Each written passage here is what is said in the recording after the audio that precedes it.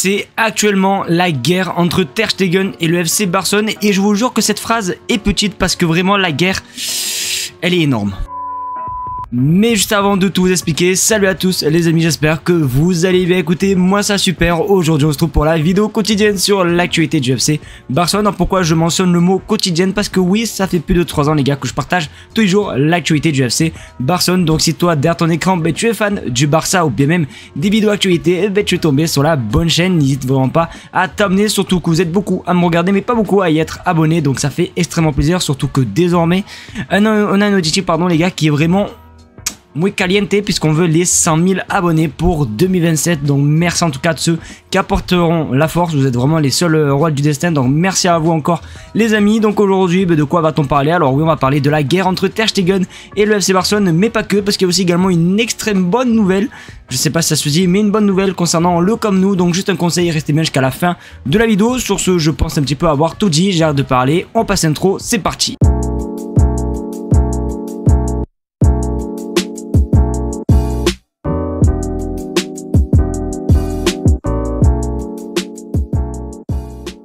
Les amis, on se retrouve pour la question de la communauté, cette séquence qui vous permet à vous les amis de participer tous les jours dans les vidéos, et ça vraiment d'une façon tellement simple, parce que vous allez juste simplement écrire un commentaire sous les vidéos et tous les jours je sélectionne du coup un commentaire. Donc imaginons vous voulez figurer dans la vidéo de demain, t'as juste à me laisser un commentaire ou voire même plus, et peut-être que du coup un de tes commentaires sera sélectionné pour la vidéo de demain. Je pense honnêtement avoir été compréhensible, si c'est pas le cas tant pis pour vous, je peux rien faire d'autre. Donc du coup le commentaire aujourd'hui que j'ai sélectionné me fait part d'un avis d'un abonné concernant la chaîne YouTube et plus précisément des vidéos. Regarde sur votre écran, mais on te regarde, mais tu dois faire un petit effort pour collecter plus d'infos. Tes vidéos sont trop courtes, donc merci à toi déjà pour ton commentaire, et malheureusement je ne peux pas me permettre de faire plus de minutes de vidéo pour la simple et bonne raison que je ne suis pas youtubeur, c'est-à-dire que je travaille à côté. Certes YouTube ça me fait gagner de l'argent et je ne mens pas, ça fait extrêmement du bien d'arrondir ses fins de mois, mais voilà, c'est arrondir ses fins de mois, c'est-à-dire que j'ai mon travail, YouTube ça passe en second plan, et surtout mes vidéos sont tournées tout le temps quand je suis en pause, c'est-à-dire que là imaginons actuellement, alors là actuellement je travaille pas l'après-midi, donc je pourrais me permettre de faire plus de minutes, mais très souvent quand je fais mes vidéos c'est soit en fin de journée quand je rentre du travail et je suis complètement mort, ou soit pendant les pauses, ce qui veut dire que c'est vraiment très restreint et etc, et même avec la fatigue et tout. Donc je trouve que 8 voire même 10 minutes de vidéo par jour c'est plutôt suffisant. Après c'est mon avis, n'hésitez vraiment pas vous à me dire ce que vous pensez. Après peut-être que si un jour, imaginons, j'arrive à percer, YouTube c'est ma seule activité, oui forcément il y aura même plus de vidéos, il y aura peut-être 3 vidéos par jour, des vidéos, une seule vidéo mais au moins de 25 minutes, bref voilà, bon bref, mais on est vraiment très loin du compte. Donc voilà, YouTube ce n'est pas vraiment mon métier, je peux pas me permettre simplement de rester des heures et des heures et des heures à faire du montage et tout. C'est voilà, 10 minutes je trouve que c'est parfait. En tout cas c'est mon avis, n'hésitez vraiment pas vous à me dire ce que vous pensez les gars dans les commentaires concernant l'avis de l'abonné. Est-ce que pour vous les vidéos sont courtes, oui ou non? En tout cas moi je trouve que c'est voilà, que c'est kiff.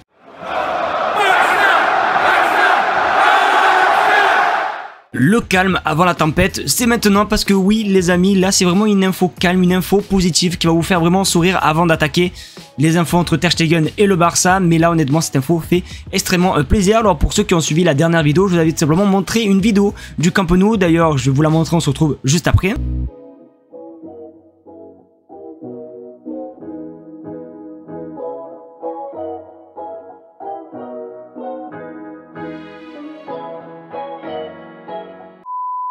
Du coup voilà, une vidéo qui montre quand même que ça avance plutôt pas mal, il y a le gazon etc. Bon bref voilà, vous avez vu la vidéo et vous pourrez même faire votre avis dans les commentaires. Mais j'ai une très bonne nouvelle concernant le Camp Nou, parce que oui on parlait de retard, mais en fin de compte non, on va bel et bien retrouver le Camp Nou dans quelques semaines seulement, et c'est vraiment pas une blague. Regarde sur votre écran, le Spotify Camp Nou ouvrira ses portes contre Valence, journée 4 avec une capacité de 30 000 places, journée 5 contre Retafe aura également la même capacité. Le club passera ensuite à la deuxième étape avec une capacité de 45 000 places qui est réservée aux matchs suivants de la Liga et de la Ligue des Champions. Ensuite le stade sera ouvert avec une capacité de 60 000 places les amis, parce que oui de base il me semble que tout le retour au Camp Nou devait être prévu pour 60 000 places, normalement le stade devrait ressembler à ça, voilà, c'était ce qui était prévu, puisque c'est vraiment la première partie à 60% de sa capacité, sauf que voilà, il y a eu un petit peu de retard. Mais pour quand même ouvrir le Camp Nou, le Barça a trouvé la solution de vraiment réduire vraiment l'écart des tribunes. Donc on va commencer avec 30 000 places, je crois que c'est à peu près le stade de Montjuïc à peu près, si je dis pas n'importe quoi, et après petit à petit ça montera. Mais du coup c'est une bonne nouvelle puisqu'on va retrouver le Camp Nou normalement en septembre. Donc n'hésitez vraiment pas à partager votre avis les gars, mais je suis tellement heureux de voir notre magnifique et grand Barça dans ce magnifique stade mythique du Camp Nou.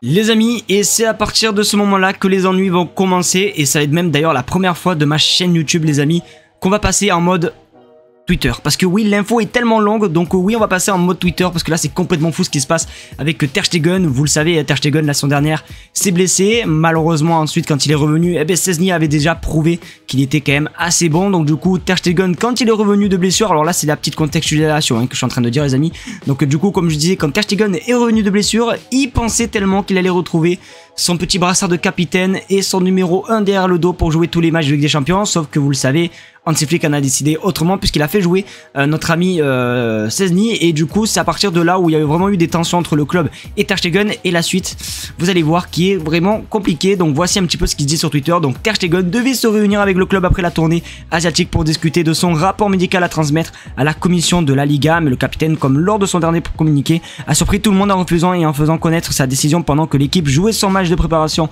en Corée. C'est la première fois de l'histoire qu'un joueur n'accepte pas de signer le consentement de son dossier médical. Barcelone estime que légalement il y aura des raisons de soumettre finalement le rapport médical à la Liga, indépendamment du fait que Ter Stegen le signe ou non. Le club considère ce refus de se conformer comme un non-respect de son contrat et une désobéissance causant un préjudice grave au club, pouvant mener à différentes sanctions disciplinaires. Tout cela n'est pas le fruit de son retour catastrophique à la compétition en fin de saison dernière, c'était ce que je vous ai dit il y a quelques secondes.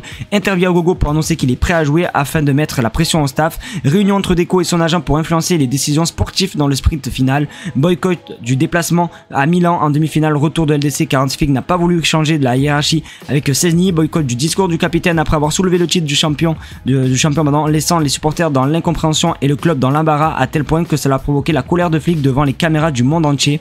Communiquer sur son absence sans avoir consulté les médecins du club ni même les chirurgiens pour empêcher d'utiliser l'espace salarial. Oh bon bref, vous avez vu un petit peu tout le bordel qui est en train de se faire sur Ter Stegen. Vraiment, vous avez pu voir tout ce qui se passe. Comme j'ai dit, c'est vraiment depuis son retour, il pensait vraiment qu'il allait être de retour, sauf que comme j'ai dit, Hansi Flick a décidé simplement de mettre Szczęsny, donc du coup il a pas aimé, ensuite il a boycotté, bref il a pas fait le discours, bref il a été énormément vexé, et vraiment quand tu lis ça c'est complètement fou, et de se dire qu'il était capitaine, c'est un truc de Narvalo, donc vraiment n'hésitez vraiment pas les gars à réagir sur ça, mais c'est vraiment assez choquant ce qui se passe entre Ter Stegen et le FC Barcelone.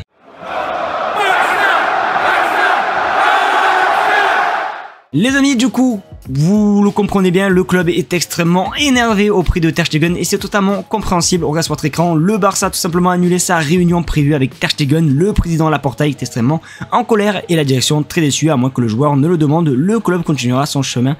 Les services juridiques traitent le dossier et surtout qu'en plus, du coup, Szczęsny a prolongé et en plus le Barça a recruté Ruan Garcia qui est annoncé comme titulaire indiscutable. Donc oui, Ter Stegen boude et fait tout à l'encontre du club et je trouve ça pas quand même assez cool. Alors certes, tu peux être vexé, il n'y a aucun souci et tout, mais faire des trucs comme ça, déjà j'ai vu aussi un tweet de je sais plus qui honnêtement qui a simplement partagé le message d'adieu de Ter Stegen quand Messi avait quitté le club.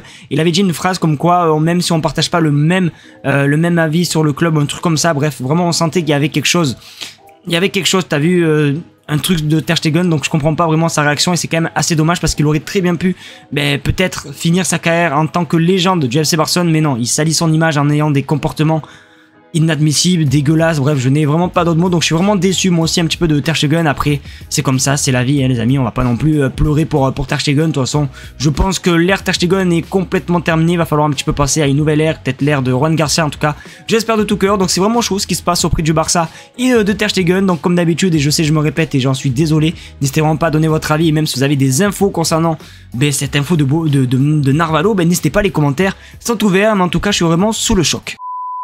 Les amis, c'est déjà la fin de cette vidéo, j'espère qu'en tout cas elle vous aura plu. C'est le cas, comme d'habitude, n'hésitez vraiment pas à me le faire savoir en mettant un maximum de pouces bleus, à partager la chaîne YouTube et à surtout également vous abonner parce que oui, on tente les 100 000 abonnés. Donc merci en tout cas de ceux qui le feront, vous êtes vraiment juste des cracks. En tout cas je vous aime très très fort, merci à vous de regarder cette vidéo, je vous fais de très gros bisous. Malheureusement demain j'ai une réunion jusqu'à 20h, donc il sera beaucoup trop tard pour vous faire une vidéo, donc je pourrai pas être présent malheureusement demain, mais on se retrouvera vendredi du coup pour une nouvelle vidéo sur l'actualité du FC Barcelone. Ciao les gars.